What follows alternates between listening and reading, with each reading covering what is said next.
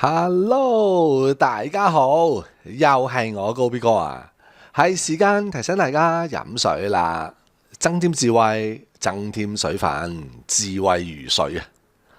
好啦，今日同大家講下咧，特朗普呢個 Taco 嘅贏學真係神奇過唔神奇啊嚇！居然咧可以咁樣嘅，哇！日日又話要打伊朗啊，又調晒啲航空母艦啊嗰啲過去咁啊講到咧哇係威係勢咁樣，跟住突然之間咧縮翻轉頭喎，跟住話俾你聽，可以唔使打仗嘅，我開啲條件出嚟，你應承嘅，咁我咪唔同你打仗咯，係咪？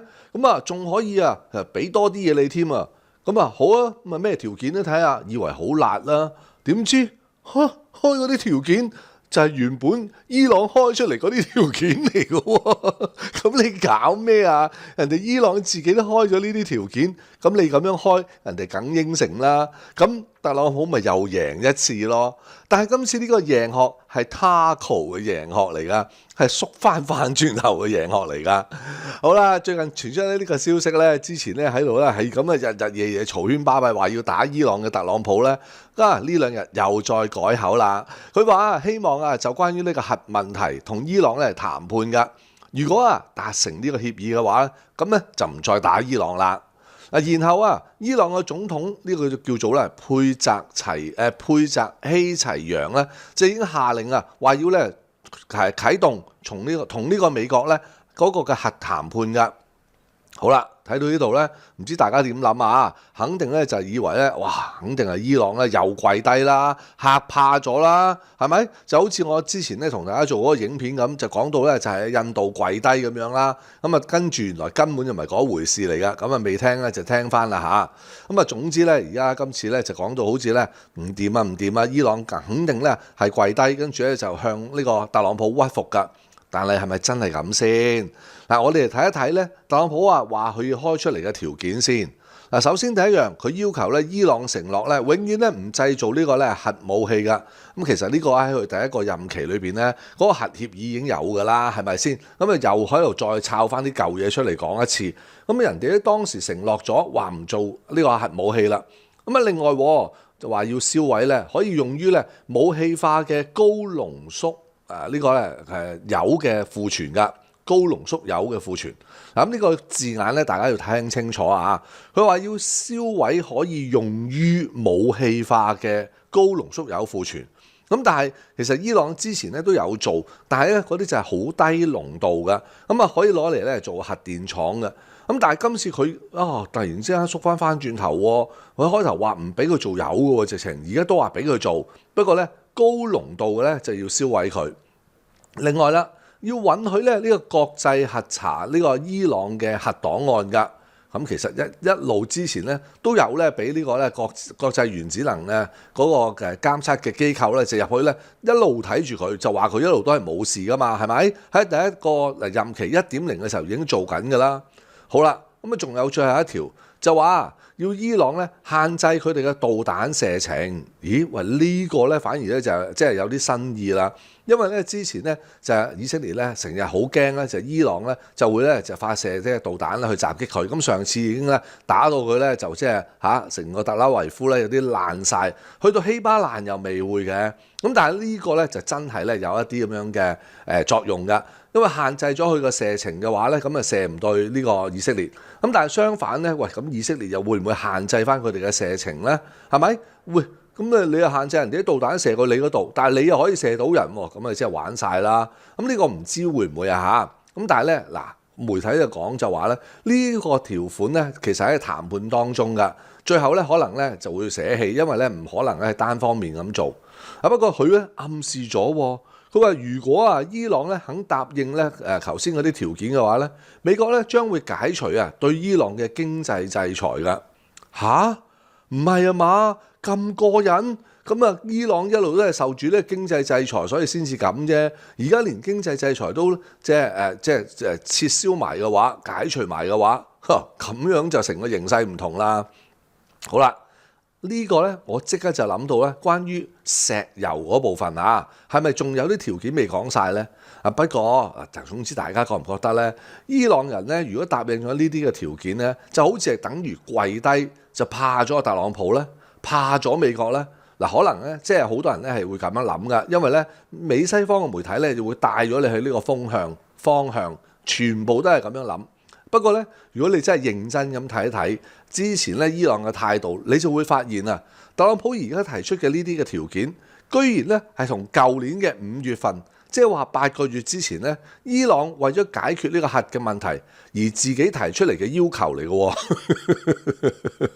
喎，真係神奇啊！唉，對伊朗人嚟講就話，哇，佢哋可以承諾上邊呢啲嘢，嚟換取美國啊能夠解除咧對呢個伊朗嘅經濟制裁㗎。咁啊當時啊，即係舊年嘅5月啦，當時咧佢哋已經係咁樣講話，我哋可以承諾上邊呢啲頭先講嗰啲條件。咁啊你啊即係對我哋嘅經濟就要即係個制裁就要解除啦咁樣。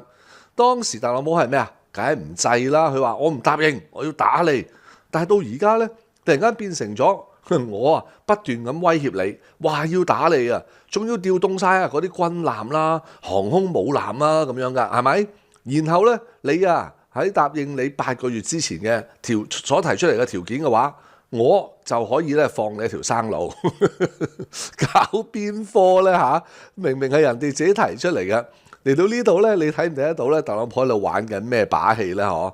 唉，咪又係咁樣咯，即係偽裝自己咧係一個好強勢嘅，跟住咧我啊搞一個威脅俾你先，跟住繼而咧對方咧去答應佢一啲嘢，咁而呢啲嘢咧其實啊仲要對方咧之前係答應咗出嚟㗎啦，已經係佢自己提出嚟㗎。如果你係伊朗人嘅話，你會點辦呢？肯定就話我知你喺度玩花樣啫嘛，係咪？你亦都知道我知道你喺度玩花樣㗎。我知道你，你亦都知道我知道你喺度玩花樣嘅喎，係咪？但係呢件事啊，對我伊朗有利啊嘛，因為啊，你而家提出嚟嘅條件嘅要求，本來就係我啊喺呢個大半年前所提出嚟話我能夠承諾嘅嘢嚟嘅，我本來就準備咗讓步㗎啦。咁而家做咩啫？做咩唔答應你先？係咪？咁梗係同你談判啦。咁即係話咧，其實咧你可以有啲人就會話你跪低，你跪低。不過咧呢啲咧係咪跪低咧就見仁見智，因為咧呢個其實係8個月之前咧伊朗自己提出嚟嘅一啲條件嚟㗎。咁所以咧我哋可以睇到啊，伊朗人咧馬上即刻答應，就話好，我哋即刻開始談判，心情啊仲明顯好咗好多添啊！嗱，好似伊朗最高國家安全委員會嘅一個秘書、最高領袖顧問拉里賈尼咧，呢個嘅西方傳說之中嘅強硬反美派，佢係強硬反美派啊！喺1月31號嘅晚上咧，都喺佢嘅社交媒體嗰度咧就發咗文㗎。咁佢上面點講嘅咧？佢就話同呢個人為製造出嚟嘅媒體戰啊，即係呢個咧就係認知戰啊、風向戰啦，係咪？嗰種氛圍而家係相反㗎。談判嗰個架構咧，正喺度咧逐步咧係形成啦。究竟咩一回事咧？點解會咁講咧？特朗普呢啲嘅招數咧，其實喺之前咧同中國嘅貿易談判上面佢有用過。同呢個歐洲嘅談判上面咧，佢亦都用過；同個日本嗰個談判裏邊咧，佢都係有用過㗎。舊年佢重新上台咗50日咧，50日咋嚇？即係2025年嘅3月10號嘅時候白宮咧就喺度吹牛，就話特朗普上台50日啦，而家贏咗50次剛剛好一日一贏啊！就係用呢種咁嘅辦法嚟贏啊！即係咧原本人哋應承咗嘅嘢，佢特登扭轉個身，搞呢搞路，跟住最後就話好啦，而家你應承我，而家提呢啲條件啊嘛，係咪？所以咧呢啲根本就係老套路，而呢種嘅套路咧講難聽啲講咧，就等於咧除褲就放屁㗎，係咪？除褲放屁講好聽講咧，呢個咧就叫日耳曼贏學，但係我叫佢做咧 Taco 贏學啊！裝腔作勢一輪之後咧，再要求對方咧答應人哋早已經答應咗嘅事情或者條件㗎。等嗰啲咧唔知道內情或者知啲唔知嗰啲咧，就覺得哇好掂喎，特朗普勁啊，又贏咗啦咁樣話。嗱，即係只有咧喺呢個咧，即係搞快樂教育啊，搞咗 N 年嘅啊，仲係好多咧，即係傳咧就話手裏邊係有文憑，但係實際上啊，相當於文明嘅美國啊，文盲嘅美國嚇，文盲嘅美國先至會有咁多人咧，俾呢種咁樣嘅手法，好輕易咁樣咧係欺騙佢噶，輕易咁咧係被蒙蔽噶。嗱，每個帝國嘅死法咧真係唔同噶，但係死之前咧，基本上咧都有同一個嘅症狀，就係咩啊？自欺人咯。文章就寫到嚟呢度，但係高 B 哥咧只能夠咁講啦。究竟啊當中有咩事發生，導致到咧特朗普突然間轉態？呢個咧先係最重要，因為咧一路咧就話要打伊朗，咁啊話係威係勢係咪？派咗好多嗰啲咩戰艦啊、驅逐艦啊，呢個咧航空母艦群啊，調晒去咁成，咁啊突然之間咧縮翻轉頭。究竟而家個狀況係咪嗰個石油嗰部分俾佢攣到呢？究竟而家個狀況係咪石油美元已經定咗落嚟呢？究竟而家嘅狀況係咪 Kevin Walsh 反而咧喺呢個新嘅聯儲局嘅主席啊，居然咧係可能提議佢唔好咁樣做，因為而家佢哋嘅自救咧就係救緊咩呢？就係救緊美元同埋美債㗎。嗱，兩樣嘢大家都知道啊嚇，佢想呢個 Kevin Walsh 幫佢咧就係減息。但係減息落嚟咧，又要啲美元唔走喎。嗱，但係成個國際嘅形勢咧，真係有少少唔同。大家對美元咧開始一個信心咧，好似唔係好強。嗱，我就認為咧，佢係判斷咗就係咧，佢想打仗就係夾啲錢翻去美國。OK， 夾啲錢翻去美國，要回流翻去美國。但係佢發覺咧，可能咧做咗一兩次嘅動作之後咧，啲錢根本都冇翻過去美國，反而就去晒黃金嗰度。咁所以咧，佢覺得咧，如果今次再咁樣做，再打仗咧，啲錢就更加流走得快，就更加走去黃金嗰度推升黃金，但係美債就冇運行。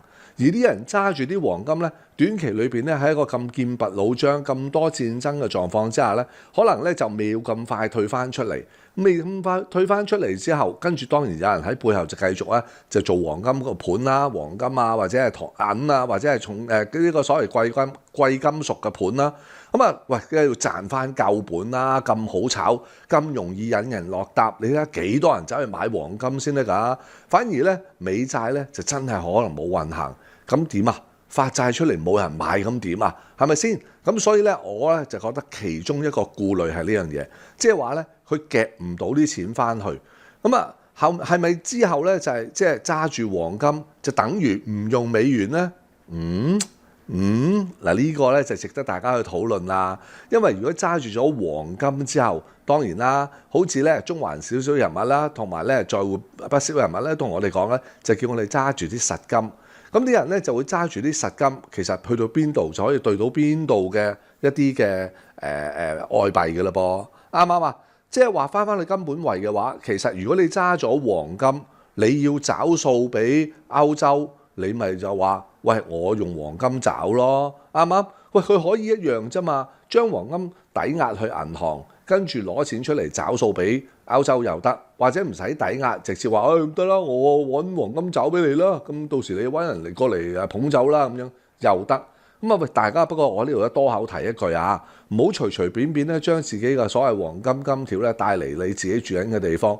因為呢度咧有一個咧涉及走私黃金嘅一個咧就係罪行，每個國家係唔同㗎嚇，唔係個個國家都一樣。咁但係你自己要留意翻你哋自己國家咧有冇咁樣嘅一個即係一個法例去監管㗎。咁啊，無論如何咧，總之就係話咧，我哋見到嘅咧，睇嚟咧啲錢咧就冇走翻去美元嗰度，就走咗去黃金嗰度多啲。呢個第一樣嘢。第二咧。我認為咧，佢今次咧特登要傾咗呢個條件，因為佢覺得唔成熟啊時間，咁啊要傾咗呢個條件就係限制佢哋嘅導彈嘅射程咧，傾好咗啦，跟住先可能咧再搞啲幺蛾子啊，就再揾個藉口嚟到要挾伊朗都未定。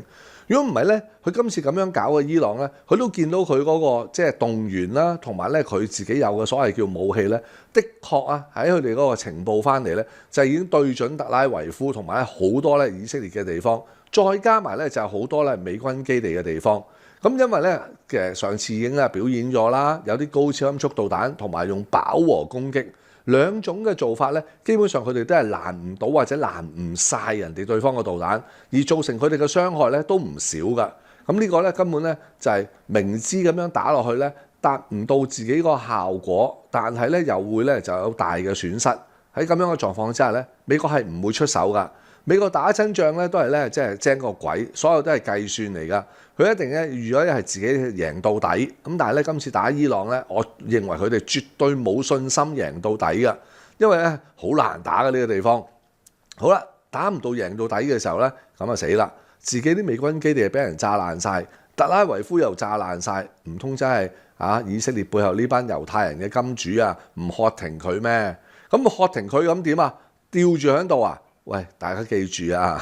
所有嗰啲航空母艦、驅逐艦、軍艦啊，每一日咧漂喺個海嗰度預備打仗咧，都係錢嚟㗎。高比哥，咁平時佢哋都喺個海咧，平時嘅使費同埋打仗嘅時候嘅使費咧係唔同㗎。咁樣做法，喂，美國真係有幾多錢俾佢燒先得㗎？再加埋講真，有邊個國家而家好支持佢走去打伊朗啊？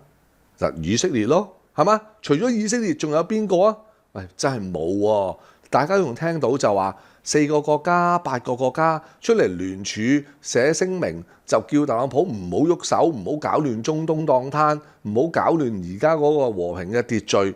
咁有陣時唔睇僧面睇佛面，記唔記得啊？有一大紮呢班嘅酋長啊，即係產油國啊、酋長呢班人咧，全部其實都係特朗普啲金主嚟㗎嘛。金主嘅意思即係投資、投票啊、投資俾佢哋好多啦。